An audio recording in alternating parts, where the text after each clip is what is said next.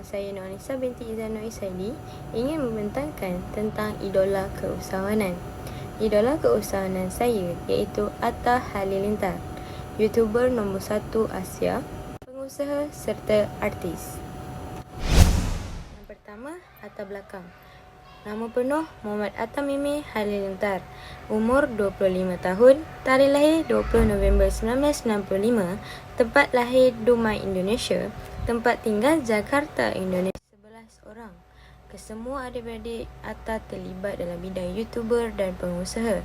Pekerjaan: YouTuber, pengusaha, pelakon, penyanyi dan produser filem. Seterusnya, ciri-ciri keusahawanan Atta Halilintar. Yang pertama, kreatif dan inovatif. Yang kedua, berani mencuba. Yang ketiga, pandai mengambil peluang. Dan yang keempat, berani untuk gagal.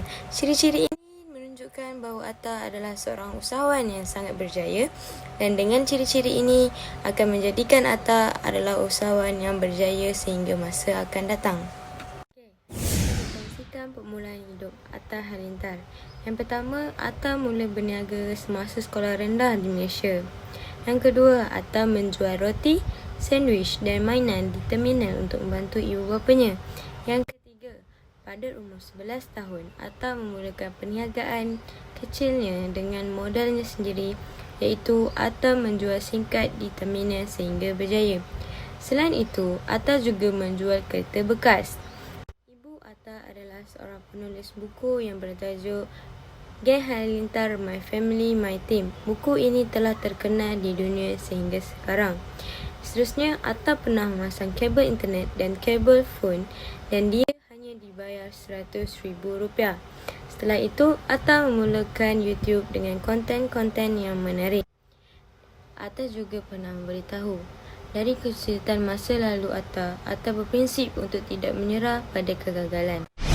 Pencapaian dalam bidang YouTube. Yang pertama, menjadi King of YouTuber Indonesia. Yang kedua, YouTuber nombor 1 Asia Tenggara. Yang ketiga, termasuk dalam 10 YouTuber terkaya.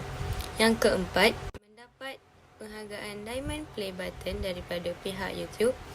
Yang kelima, mempunyai pengikut seramai 25.2 juta di YouTube, memenangi YouTuber terdahsyat 2020 dalam anugerah dahsyat. Capaian dalam bidang perniagaan. Yang pertama, mempunyai kedai bajunya sendiri iaitu AHA.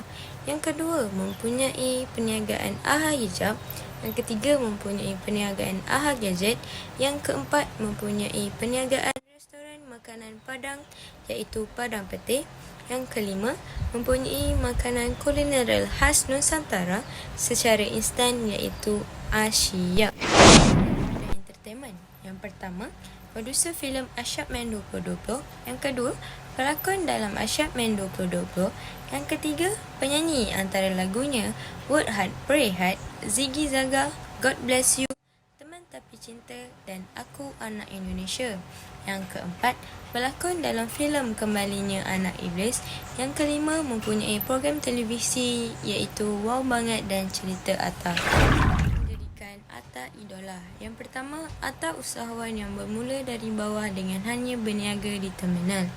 Yang kedua, bermula dari gagal dan berusaha sehingga berjaya.